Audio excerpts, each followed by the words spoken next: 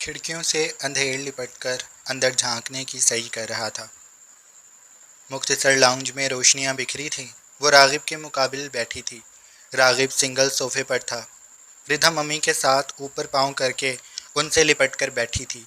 वो उनसे जब से आई थी बातें कर रही थी और रागिब बेहद खामोशी से उन दोनों को देख रहा था। उसे यहाँ बोरियत महसूस हुई थी। काश इस घर में कोई मर्द होता तो वो भी उससे बातें करता। रिधम की अम्मी को देखकर रागिब हर बार की तरह कंफ्यूज हुआ था। वो उम्र में शायद उससे चंद साल ही बड़ी होंगी, 3 से 4 साल।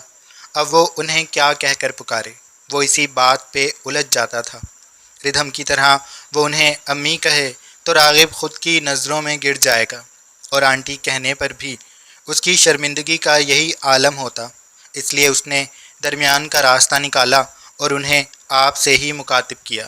अम्मी भी उसे देखकर कंफ्यूज हो जाती थी, इतनी कि उनके हाथ लरजने लगते।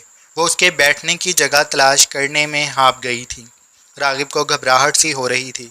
अमन यहाँ कुछ देर पहले रुका रुका था, फिर वो मैं अम्मी को बता कर आता हूँ, वो भी तुम्हारी मुंतज़िर थी, कहकर नीचे चला गया था। रिधम ने उसकी बात पे सहारे के लिए सोफ़ा थामा था। उसकी आंखें हैरानी से फैल गई थीं। कैसी नामुमकिन सी बातें कर रहा था अमन भी। उसके तासुर अम्मी ने देखे तो उन्होंने नाराज़गी का इजहार किया। तुम अभी तक वैसी ही हो।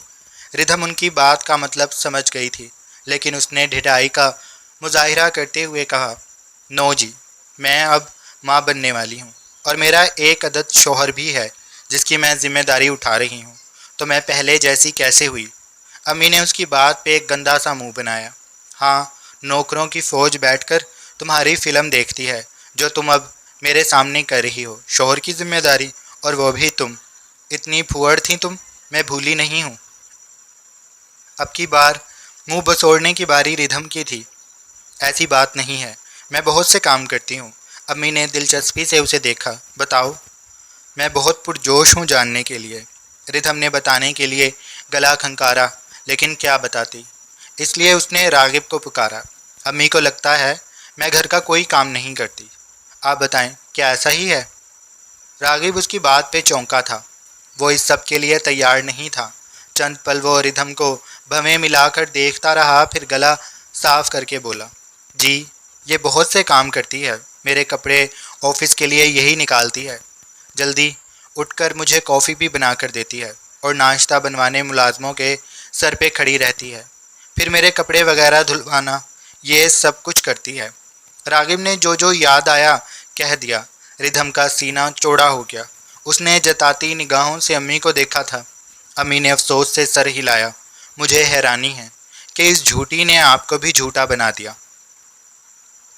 ये बात उन्होंने मुस्कान दबाकर कही थी। वो कहकर किचन की तरफ बढ़ गई थी। रिधम और रागिब धक से रह गए थे। फिर रिधम झंझलाई, मैं सच कह रही हूँ। वो चिल्लाई थी। अम्मी ने किचन से कहा, नहीं मेरी जान, मैं सच कह रही हूँ। रागिब बेसाख्ता हंस दिया था। वो अम्मी का कुछ नहीं बिगाड़ सकती थी, इसीलिए रागिब को घूरा। रागिब फ़ौरन ही संजीदा हो गया था। नहीं, मैं किसी और बात पे हंस रहा था, वो कहकर सोफे पे बैठ गया था। रिधम ने सर ऐसे हिलाया जैसे कहती हो यही आपके लिए बेहतर है। कुछ देर में अम्मी जूस के गिलास लेकर आ गई थी। फिर वो रिधम के करीब बैठकर उससे बातें करने लगी थी। रागिब ने ये बात पहले भी महसूस की थी कि रिधम की अम्मी वही हैं जो वो दिखाई देती हैं। वो एक जज्बाती सी औरत थी। पढ़ी लिखी होने के बावजूद भी उनके जज्बात उनकी आस्तीन से लिपटे थे। वो जिससे भी हाथ मिलाती होंगी, जज्बात सामने वाले के कदमों में गिर जाते होंगे। रिधम उनसे मुख्तलिफ थी। वो जज्बाती थी, लेकिन उसके जज्बात उसे गुस्से और कर गुजरने पे उकसाया करते थे, और रागिब को उसकी इसी आदत से डर लगता था। वो फ़ायदा नुकसान देखे बगैर मैदान में आती थी। रागिब का यहाँ आने का मकसद बस अमन से मिलना था, और अब तक वो उसकी निगाहों के सामने चंद मिनटों के लिए ही आया था, और रागिब उसके साथ ज़्यादा वक्त गुजारना चाहता था। लेकिन उसे गए हुए काफ़ी देर बीत चुकी थी। रिधम की अम्मी खाना गर्म करने किचन में दोबारा चली गई थी। अब लाउंज में रिधम और रागिब ही थे। وہ اسے اپنا چھوٹا سا گھر دکھانے لگ گئی تھی۔ وہ وہیں پہ ٹھہرا ہوا تھا اور نمل سانس بھی نہیں لے پا رہی تھی۔ فاخر کا بھی یہی حال تھا۔ وہ دونوں بت بنے لیزا کو دیکھ رہے تھے، جو مزے سے اتنا کہہ کر پیزا میں مگن ہو گئی تھی۔ اس نے پیزا کا ٹکڑا کاٹ کر منہ میں رکھا، چباتے ہوئے مسرور سے انداز میں ان دونوں کو دیکھا۔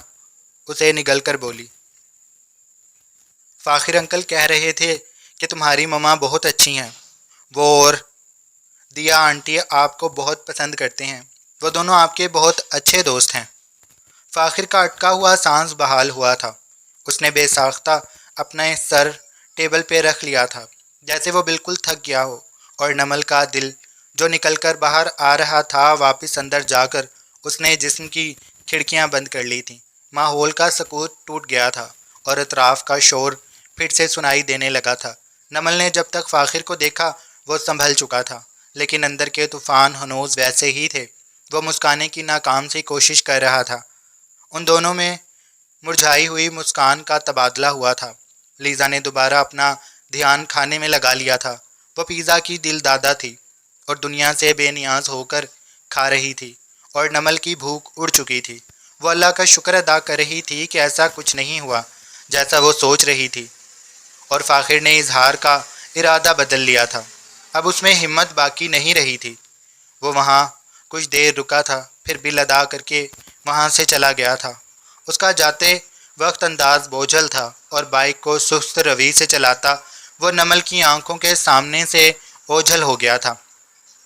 اس کا وجود اندھیروں میں ڈوب گیا تھا، اور نمل کے دل کا بھار ابھی بھی باقی تھا۔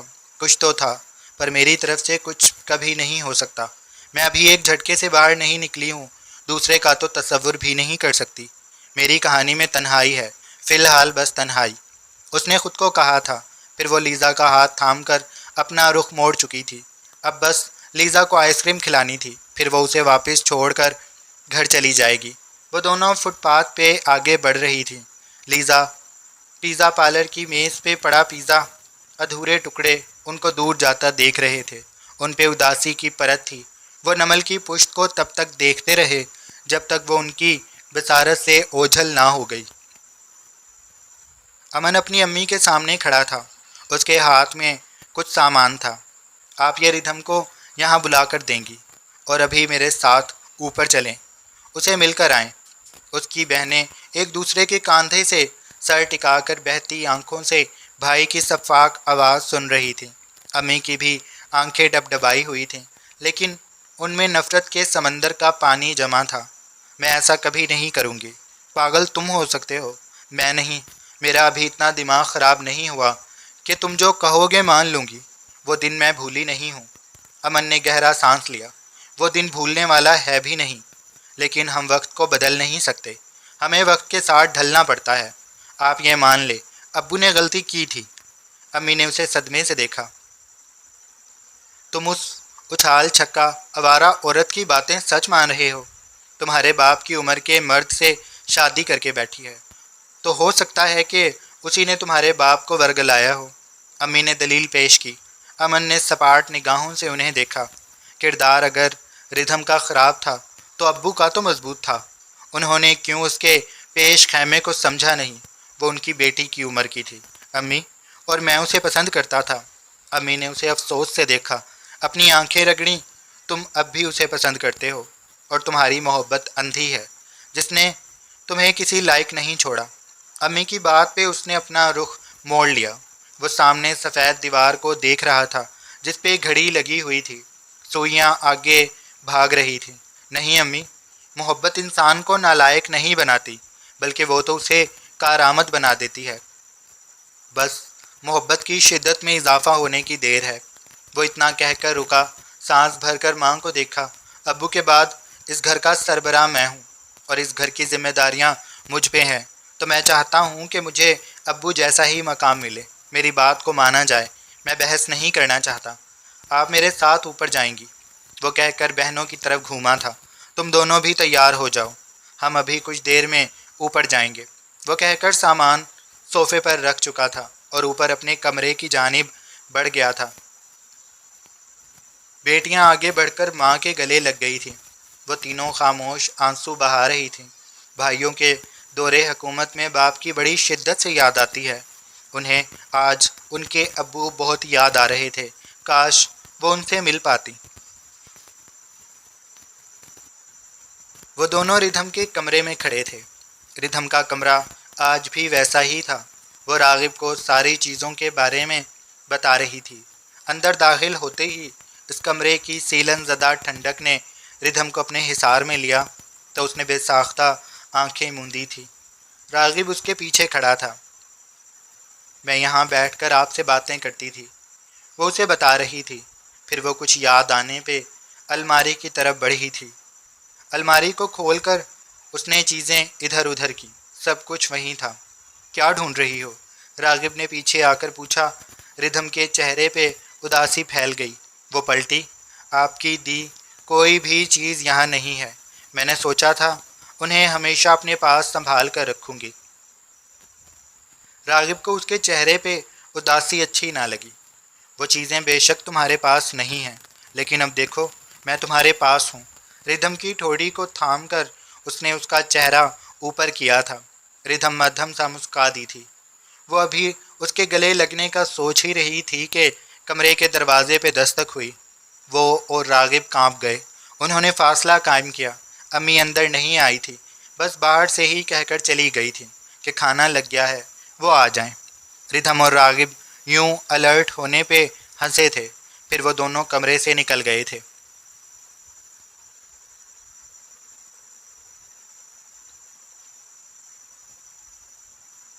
नमल और लीज़ा के हाथ में कोन आइसक्रीम थी। वो शॉपिंग के सामान को दूसरे हाथ में थाम कर लीज़ा के बराबर में चल रही थी। उन दोनों का रुख अब वापस यतीम खाने की जानिब था। वो सड़क पे पैदल चल रही थी। हवा ठंडी थी और माहौल खुशगवार हो गया था। इसीलिए लीज़ा ऐसे ही चलना चाहती थी। नमल ने उसे समझाया भी, लेकिन वो ना मानी। इसीलिए वो चुप हो गई। कुछ देर में जब लीज़ा थक जाएगी तो रिक्शा ले लेंगे, नमल ने सोचा था। वो दोनों आइसक्रीम खाती आगे बढ़ रही थी। तभी उनका गुज़र एक होटल के सामने से हुआ। नमल ने वैसे ही उस जानिब गर्दन मोड़ कर देखा और वो धक से रह गई। शायान उसके बस चंद कदमों के फासले पे था। उसकी गर्दन पीछे की जानिब मुड़ी हुई थी और वो किसी से बात कर रहा था। हाथ हिलाते वो उसे शायद अलविदा कह रहा था। नमल को उसे देखकर झटका लगा था। वो फ़िलहाल उसको नहीं देखना चाहती थी और उसके साथ लीज़ा भी थी। वो ज़रूर उसे देखकर सवालों की बारिश कर देगा। नमल को शायान से बचना था, इसीलिए उसने तेज़ी से आगे बढ़कर लीज़ा का हाथ थामा और झटके से उसे अपने पास करती वो वहाँ सड़क किनारे खड़ी गाड़ियों की ओट में चली गई। लीज़ा उसके अमल पे घबराई थी। क्या हुआ? लीज़ा ने बेचैनी से पूछा। नमल ने लबों पे उंगली रखकर उसे खामोश रहने का इशारा किया। हमें अभी थोड़ी देर छुपना है। लीज़ा ने उलझकर उसे देखा। उसने आइसक्रीम लिक की। किससे ममा? नमल ने उसको गर्दन से थाम कर एहतियात से उसका चेहरा बाहर की तरफ किया। वो जो घुंघरियाले बालों वाला आदमी खड़ा है, गोरा सा, जीन्स और काली शर्ट में, उससे हमें छुपना है। वो जब चला जाएगा तो हम आगे जाएंगे। लीज़ा ने उसे देखा। वो कौन है? वो दोनों अब मुकम्मल गाड़ी के पीछे थी। नमल ने चेहरे पे खौफ लाकर बताना शुरू किया। वो एक बहुत बुरा आदमी है। उसे हम किडनैपर भी कह सकते हैं। ये बड़ों और बच्चों को किडनैप करके उनके हाथ पांव तोड़कर उनसे सिग्नल पर भीख मंगवाता है। लीज़ा खुद से कांप गई। मम्मा, मुझे बहुत डर लग रहा है। नमल ने उसे खुद में समेट लिया। मुझे भी। वो दोनों एक दूसरे से लिपट कर खड़ी थीं। नमल ने अभी जो कुछ शायान के लिए कहा था उसे कहकर नमल को बहुत मज़ा आया था। वो अभी और भी बहुत कुछ कहना चाहती थी, लेकिन लीज़ा डर गई थी, इसीलिए वो चुप हो गई थी। नमल के हाथ में मौजूद कौन आइसक्रीम पिघल रही थी कि तभी वो उसके हाथ से छूटकर ज़मीन पर गिर गई, क्योंकि उनके पीछे किडनैपर आ गया था। मिस नमल, क्या ये आप हैं? नमल धक से रह गई और लीज़ा, जिसने नमल की चादर की ओट से शायान को देखा था, उसे शायान का चेहरा देखकर नमल की बातें याद आईं और वो ज़ोर ज़ोर से रोने लगी। اس نے ہاتھ میں پکڑی آئس کریم شایان پر اچھال دی۔ ہمیں جانے دو، بچاؤ بچاؤ، پلیز ہمیں جانے دو، ہمارے ہاتھ پیر نہ توڑنا، ہم بھیک نہیں مانگنا چاہتے، بچاؤ مما۔ لیزا نے منٹوں میں آسمان سر پہ اٹھا لیا تھا۔ وہ حلق کے بل چلا رہی تھی اور شایان بری طرح گھبرا گیا تھا۔ لیزا شایان کو مارنے کے لیے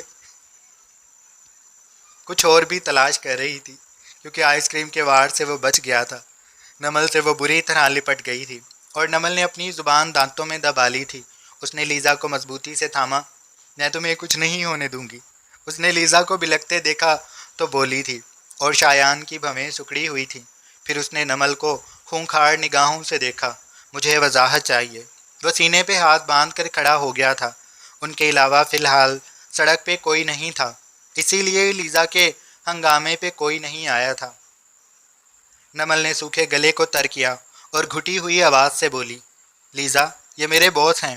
لیزا نے جھٹکے سے نمل کو دیکھا، پر آپ تو کہہ رہی تھی یہ کڈنیپر ہیں اور بھیک منگواتے ہیں، بڑوں اور بچوں کے ہاتھ توڑ دیتے ہیں۔ اس نے اپنا چہرہ نمل کی چادر سے صاف کر کے کہا تھا۔ شایان کا صدمے سے منہ کھل گیا اور نمل نے شایان سے نگاہیں چرائی تھیں۔ شایان کے سر پہ سینگ اگ آئے تھے اور اس کی آنکھیں سرخ پڑ چکی تھیں، کانوں اور ناک سے دھواں نکلنے لگا تھا۔ نمل کو اب لگ رہا تھا کہ شایان ضرور اس کے ہاتھ پاؤں توڑوا کر اسے سگنل پر کھڑا کر دے گا۔